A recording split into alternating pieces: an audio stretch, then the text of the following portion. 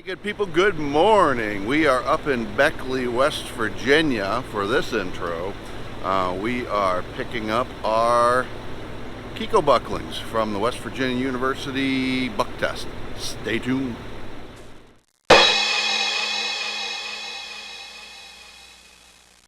In West Virginia today, picking up our bucklings from the 2021 West Virginia University buck test.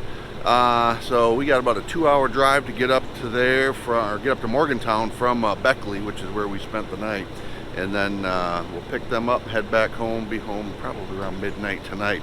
But we're going to shoot you some video at the area where the test took place. We showed you in the previous video when we dropped the bucklings off, how they sorted them, processed them.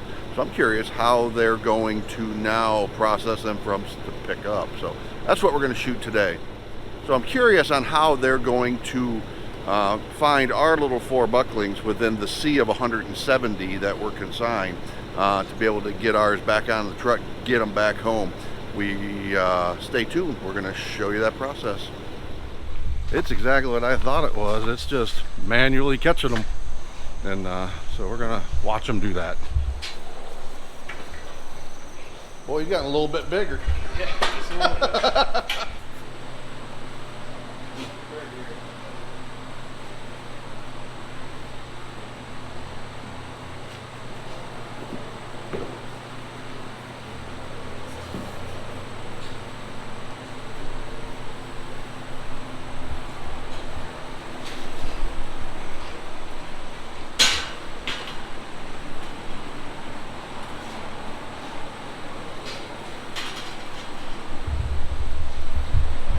That's what they're doing. It's a manual process finding them, and then they bring them up, and then they will load them into the trailer. So these are our boys here.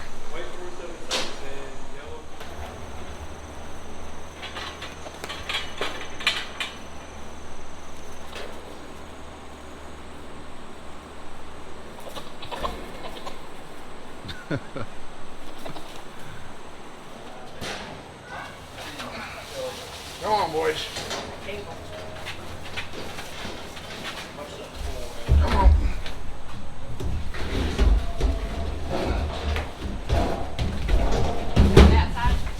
Grab their tail. Get up in there, boys.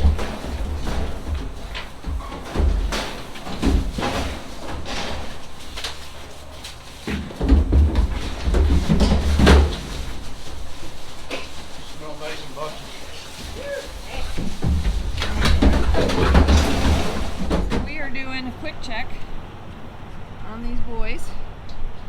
We got about another 7 hours before we get home. I just want to check them and see how they're doing. So here we go. Close this other gate.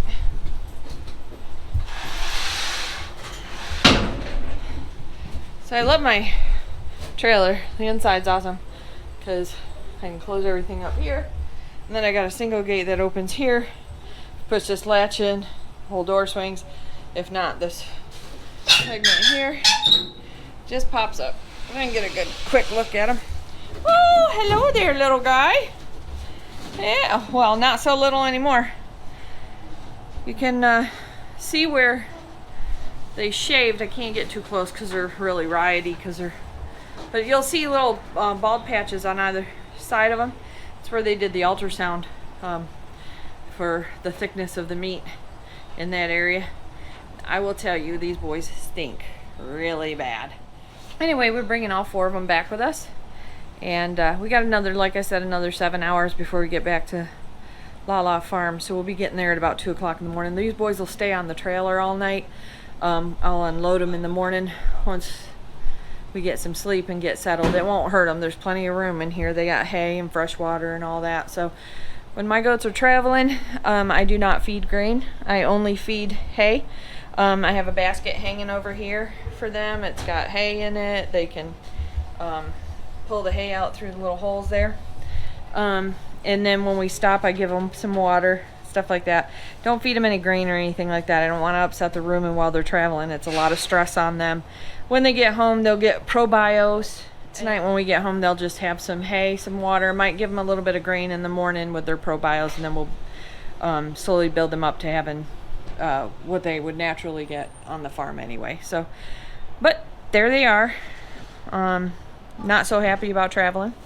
Once we get moving, they lay down pretty good and stuff. So, but other than that, see you in the morning. So I'm just videotaping this part so that Rick, my big Rick and little Rick, can see how awesome a job I did at backing the livestock trailer into the barn. So yeah, I kind of struggle with backing up a little bit, but I actually did it. So today, the reason why I'm working by myself, Big Rick got called in to do some work for our actual bill paying business, and so he's not able to help me. Little Rick and his family, they're off on an adventure for Chelsea's birthday. So it's just me today. We got in super late last night. For us, it's about a 13-hour drive from where we live up to West Virginia University where they did the buck test. And we got home at about 2 o'clock in the morning. I was not unloading these guys at 2 o'clock in the morning. We were tired, so we went to bed. But I've got to get these guys off the trailer. I can't wait for someone to help me because it's 90 degrees here in Florida. And so I got to get them out of that trailer so they don't overheat. I'm going to be moving them in. I'll stop every so often and explain who's who. And I'm going to leave it up to Rick to put in the details with regards to where they scored in the buck test. I'm just going to be taking them off and showing them to you and introducing them to you. So here we go.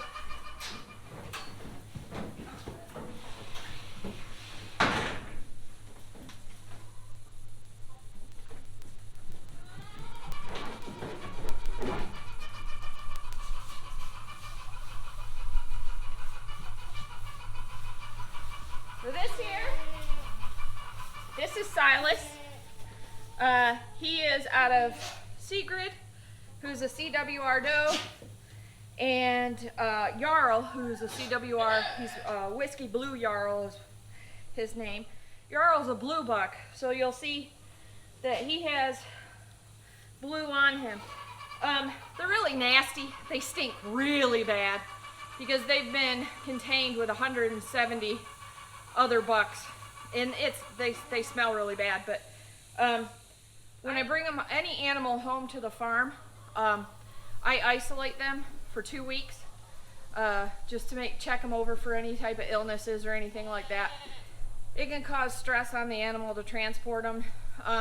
So any type of respiratory issues they get from riding in the back of the trailer with the wind blowing on them, or anything they might have been exposed to up there at the test. So I isolate them, keep an eye on them, that way they can't spread stuff to my other goats, and make sure they're healthy and everything. So they'll be going into isolation, the 4 of them together. So anyway, this is Silas, and so he's the first one off.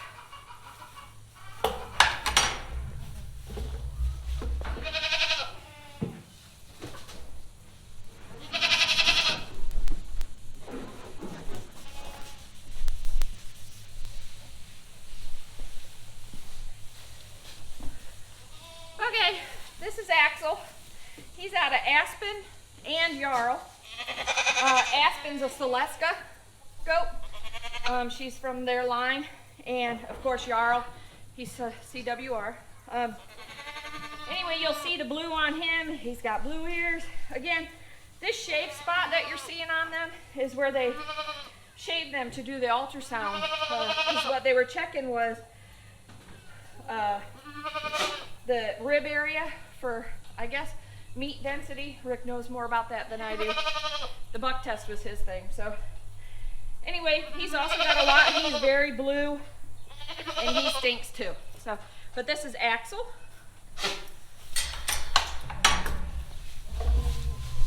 So all of these bucks were born in January, and so they're still fairly young. But that was a requirement for the buck test, was that they be born after the first of the year. So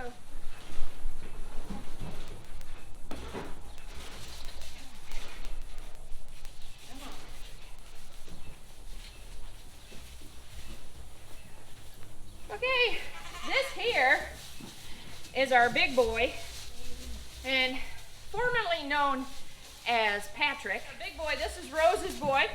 He's also out of Jarl, CWR Whiskey's Blue Jarl.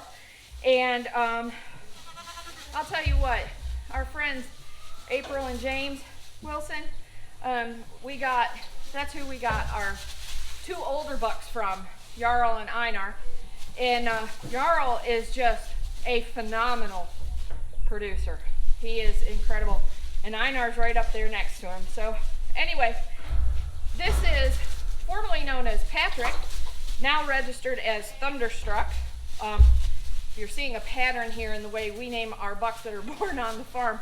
Rick likes to name them after AC/DC songs. So this is Thunderstruck, and he is out of, like I said, CWR Whiskey's Blue Jarl and JFF Rose from Jumping Frog. And he's growing out nice and thick. He is being retained at our farm. And he's just like his mama. Feisty.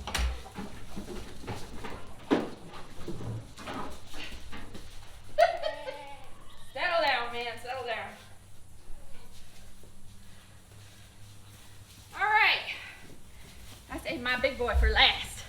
This here is boy out of JFF LaLa. She's our herd queen. She's a big mama. She's 7 years old, weighs about 185 pounds. This is one of her boys. She had twins this last time.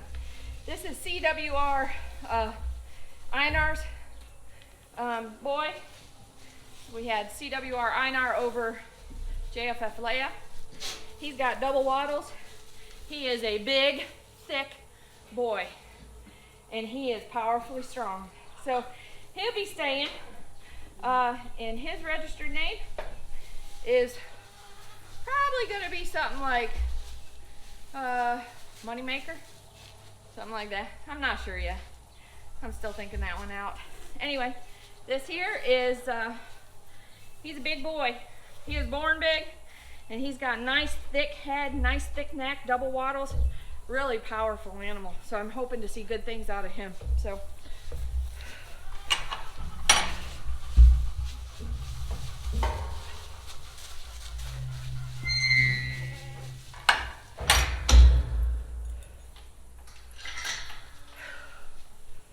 So, I did it. I backed the trailer in. I unloaded all the big boys. They are feisty. Again, these guys will stay in isolation for about 2 weeks just so I can keep an eye on them, make sure nothing develops out of them. Mainly what I'm looking for is any type of issues with diarrhea or anything like that, and any type of respiratory thing that might develop.